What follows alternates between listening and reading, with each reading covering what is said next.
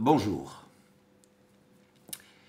Je suis comme vous tous, depuis bientôt 2 ans, pris un petit peu dans les fluctuations de, de cette épidémie bon,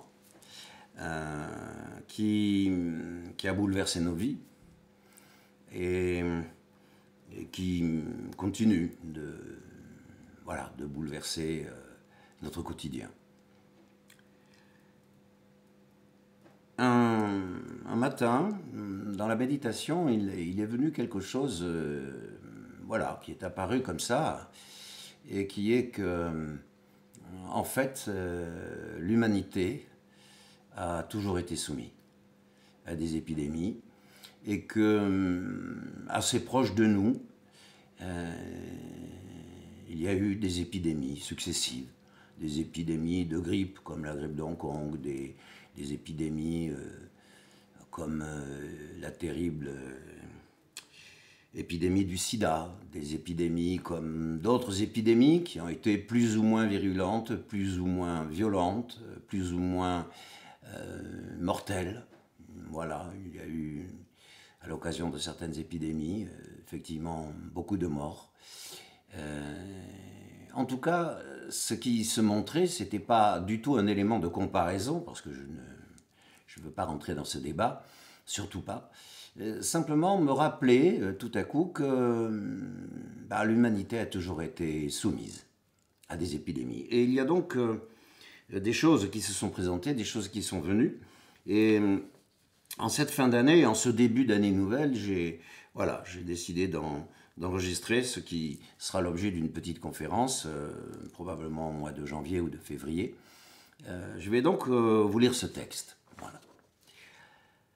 Les grandes épidémies ont toujours traversé l'histoire de l'humanité.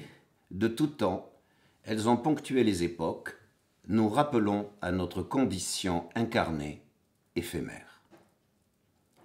Les épidémies n'ont jamais cessé de marquer du sceau de l'évidence la limite de notre enveloppe charnelle, soumise à un début et à une fin, nous accrochant ainsi à l'illusion du temps. Cette évidence qui est que la maladie nous ramène de fait à l'humilité de notre réalité charnelle, que nous l'acceptions ou non, fait partie d'un enseignement que l'on peut qualifier d'initiatique. Bien sûr, un grand nombre d'entre nous, dont l'inconscience le dispute parfois au cynisme, pour un grand nombre, en tout cas d'entre nous, nous n'en avons cure. Soit. Et pourtant, cette réalité incontournable de la maladie, de ce mal adi, on pourrait le dire aussi comme ça, à laquelle nous ne pouvons pas échapper, aurait dû depuis longtemps nous inciter à apprendre des épidémies que l'éternité après laquelle nous courons depuis si longtemps n'a jamais été dans l'incarnation de notre forme charnelle et dans aucune autre forme du vivant, mais dans leur essence. Hélas, dans notre grande majorité, nous préférons l'ignorer, que dis-je, fuir cette condition éphémère de la chair et nous bercer davantage à chaque siècle d'une illusion catastrophique à la quête d'une immortalité illusoire, aussi dangereuse que stupide. Notre infantilisme s'est creusé au fil des époques un lit de peur, qui coule de plus en plus corrosif dans nos veines et dans nos vies, et qui œuvre au processus de déshumanisation que nous voyons s'aggraver d'année en année et de jour en jour. Mais oui, les grandes épidémies ont toujours traversé l'histoire de l'humanité, nous mettant ainsi à l'épreuve de l'érosion du temps, cette formidable illusion qui s'oppose sans cesse à l'éternité, dans nos têtes bien sûr. Car si nous ne manquions pas à chaque instant d'ouvrir nos cœurs à l'éternité de l'amour, il en irait tout autrement dans le monde, je puis vous l'assurer sans crainte. Oui, mais voilà. Notre mental a pris toute la place, éclipsant de plus en plus la vision et la précieuse intelligence du cœur, ce que l'on peut aussi nommer la conscience. À tel point qu'aujourd'hui, nous confondons allègrement, mais aussi gravement, cognition et conscience. La cognition ne sert qu'un pouvoir intellectuel aussi illusoire qu'éphémère et aussi tout à fait dissociant. Tout y est perçu en pour et contre, en bien ou mal, en noir et blanc, et tout ne peut y être envisagé que séparé, morcelé, divisé, opposé. En un mot, c'est une guerre sans fin. La conscience nous guide vers l'éternité de l'amour, l'unification, l'apaisement, le tout insécable, la conscience est non séparée. En ces temps, point de conscience, c'est la guerre. La voracité le dispute à l'avidité et l'avidité à la peur. Les grandes épidémies ont toujours traversé l'histoire de l'humanité et n'en déplaisent à beaucoup, elles sont une source d'enseignement et d'éveil extraordinaire et aussi un formidable terreau de la vie. Eh oui, point de vie sans virus.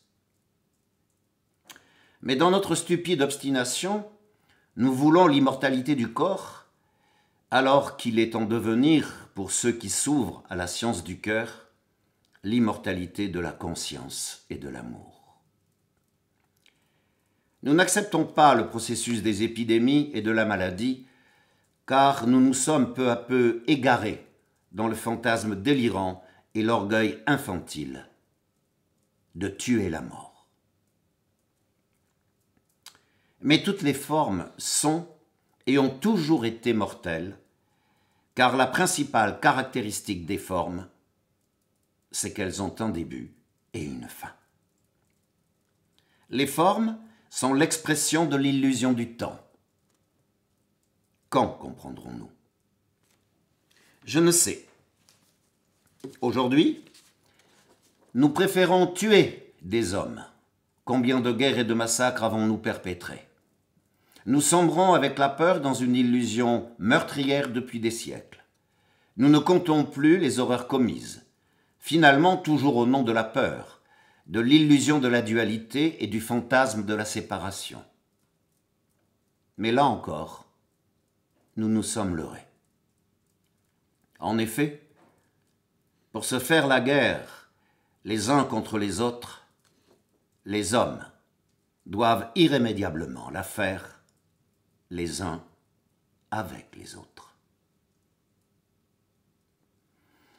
Pas de séparation, jamais. Pour et contre est un leurre. Il ne peut y avoir de pour sans contre, et il ne peut y avoir de contre sans pour. Quand nous éveillerons-nous à la grandeur et à la magnificence immortelle qui veille en secret dans le tabernacle de notre cœur? Une épidémie n'est rien d'autre que le tocsin qui alerte sur la gravité de notre surdité, de notre cécité et de notre résistance à cultiver le jardin d'une humilité que nous vomissons, d'un amour que nous bafouons, d'une compassion dont nous nous gaussons, d'une miséricorde dont nous ricanons et d'un pardon que nous tournons en dérision. Une épidémie n'est rien d'autre que le rappel et la démonstration de ce qui est corruptible, afin que nous puissions voir enfin ce qui est incorruptible en chacun de nous. Les grandes épidémies ont toujours traversé l'histoire de l'humanité, nous appelant à la solidarité et à toutes les qualités humaines que nous oublions sans cesse. Elles interpellent nos égarements dramatiques dans les jardins de ronces de la peur. Les grandes épidémies nous appellent à l'amour et à notre condition de passants. Nous sommes de simples passants, gorgés de lumière, des dieux en devenir et non des démiurges. Nous sommes le tabernacle de la réalité spirituelle de tout ce qui est. Nous sommes magnifiques parce que nous sommes mortels. Quand verrons-nous que seul ce qui est mortel peut témoigner de l'immortalité? Vivre, c'est toujours vivre avec, et non contre, ni pour. Les grandes épidémies, heureusement, sont là pour nous rappeler que ce ne sont pas les apparences qui sont éternelles, mais la lumière qui crée les apparences. En combattant la mort, nous semons la violence, la souffrance, nous engendrons des massacres. Notre bêtise va même jusqu'à cultiver dans des lieux soi-disant secrets des projets épidémiques encore plus mortels en augmentant le pouvoir destructeur d'un virus. La peur nous a rendus fous. Elle fait de nous des assassins de la lumière, des assassins de la conscience.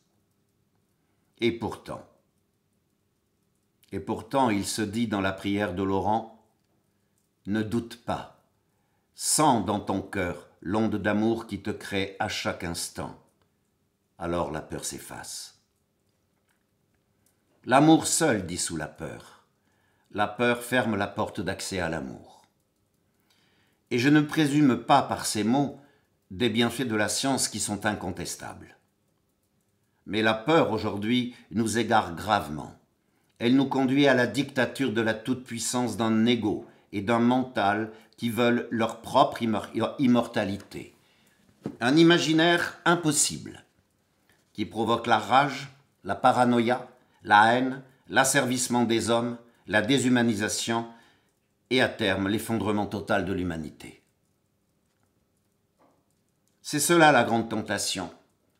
Tuer la peur plutôt que de l'affronter, fuir plutôt que chercher ce qu'elle nous cache. En vérité, si la peur a bien une fonction salvatrice dans nos vies, c'est celle de nous rappeler que nous n'avons pas d'autre chemin, pas d'autre destinée que celle de l'amour, et que nous ne sommes réellement des humains que par l'amour. Nous ne le voyons pas, mais la peur nous le rappelle chaque jour.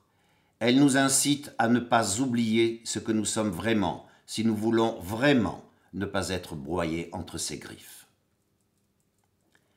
Comme l'a dit Pierre Rabhi, il faudra bien que les humains comprennent qu'ils ne sont pas là pour produire et consommer, mais pour aimer et protéger la vie sous toutes ses formes. En vérité, la fin d'un monde et l'avènement d'une nouvelle humanité commencent déjà à poindre. Et ce basculement, ce grand bouleversement n'est ni social, ni économique, ni sanitaire. Il est spirituel. Les maux de l'humanité ne sont que des conséquences du refus de cet irrémédiable destin et notre infantile ignorance. Les épidémies devraient nous rendre meilleurs, plus conscients, et nous rappeler aux valeurs spirituelles qui sont en nous, dans le tabernacle de notre cœur. Elles se déclenchent et nous rendent visite régulièrement pour ça, pour rien d'autre. Je vous remercie de m'avoir écouté.